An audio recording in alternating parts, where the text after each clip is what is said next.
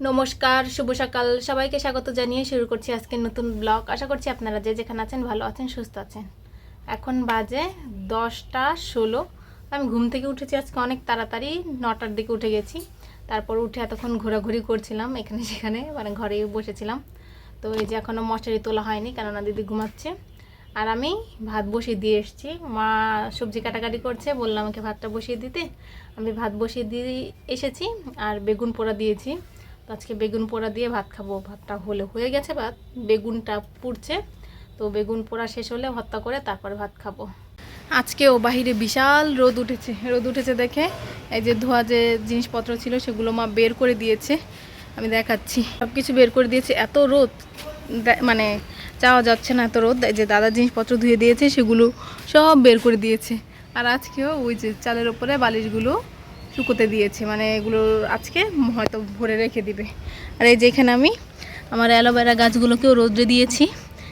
কালকে রাতেও বৃষ্টি হয়েছিল, কিন্তু এগুলো আমি ঢেকে রেখেছিলাম, তো মানে অন্য জায়গায় সরিয়ে রেখেছিলাম, তাই এটা ভেজে নিই। মাটিগুলো শুকনোই রয়েছে। আর এই যে এখানে একটা গোলাপ ফুল ফুটছে হলুদ কালার। আর এইখানটায় মানে বৃষ্টির জন্য গাছগুলো সুন্দর হয়েছে, তো তাই এখানে গোলাপ গাছটা বেশ একটা দেখা যাচ্ছে না। এগুলো এখান থেকে সরিয়ে সুন্দর ভালো জায়গায় রাখতে হবে। এই যে হলুদ কালার গোলাপ, আর এটা হলো সাদা কালার। মা এই কচু শাকগুলো আমাদের ওই পাশে বাগান থেকে নিয়ে এসছে। তো এগুলো এখন বেছে বেছে নিচ্ছে। এগুলো দিয়ে আজকে কচুর শাক রান্না হবে। 2টা 20 এখন বাজে, আমি রেডি হয়ে গেছি। এখন খাওয়া দাওয়া করতে এসেছি। যদি এখন ভাত হয়ে থাকে তো খাওয়া দাওয়া করে আমি পড়াতে চলে যাব। এই যে সকালের ভাত রয়েছে আর সকালের বেগুন ভর্তা রয়েছে। তো এটা দিয়েই খেতে হবে, আর কিছু এখনো হয়নি। তো দেখা যাক কি দিয়ে খাই। আর এখানে মা বিভিন্ন সবজি দিয়ে, পটল, বেগুন, আলু দিয়ে আর মাছের মাথা দিয়ে একটা চড়চড়া রান্না করেছে। এখন আমি এই চড়চড়াটাই খাবো। এই যে এটা দিয়ে খাবো না, কারণ এটা শুকনো মরিচ দিয়েছে, তো খেলেই আমার পেট জ্বালা করবে।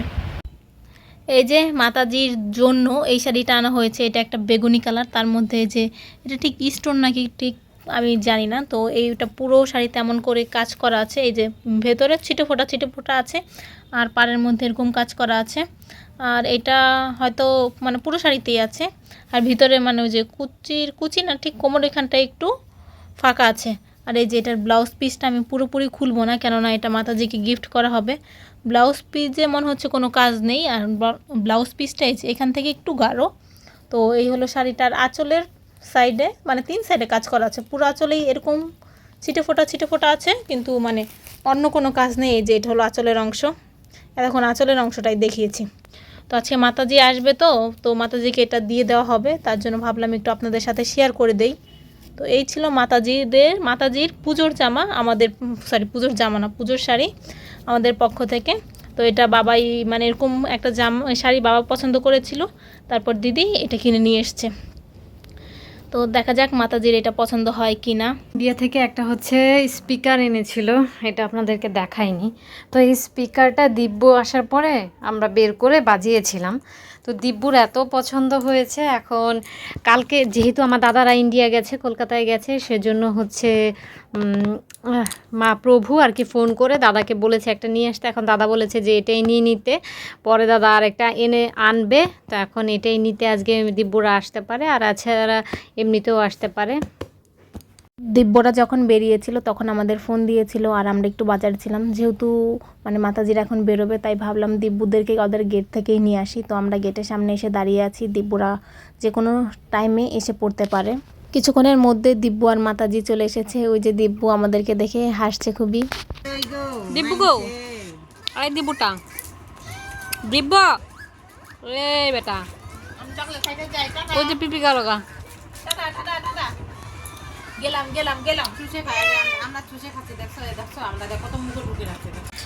দিব্যুরা চলে যাওয়ার পর এখানে দিদি বসে বসে একটা শাড়ি কাটছে।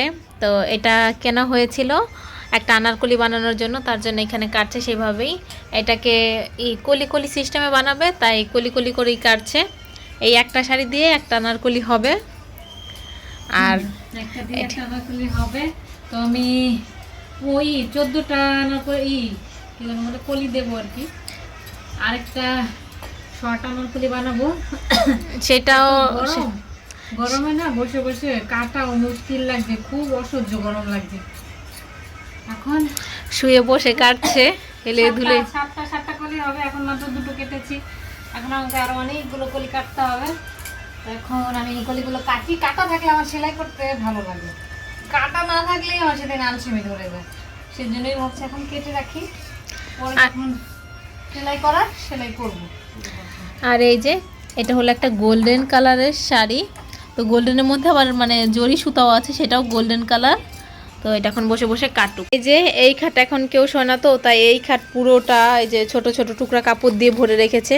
এই যে এটা একটা ব্লাউজ ছিল মা, সেটাও হয়তো কেটে বানিয়েছে। আর এই যে কত টুকরা কাপড় মানে এখানে রয়ে গেছে। এখন বাজে 10টা 18, তো মা খেতে ডাকছে, এখন যাব যে খাবো। তখন তো দুপুরে কচুর চুকা রান্না করেছে, সেটা আমি খেতে পারিনি, তো এখন খাবো। তো দেখি কেমন হয়েছে কচুর মানে টকটা, তো খেয়ে দেখি। এই যে কচুর টক, এটা রান্না করেছে আজকে, বেশি করে রান্না করেছে যাতে আমরা বেশ কিছুদিন খেতে পারি। তো এটা দিয়ে আর আরেকটা যে তরকারি আছে সেটা দিয়ে খাবো। আর এই যে মা ভাত বাড়ছে।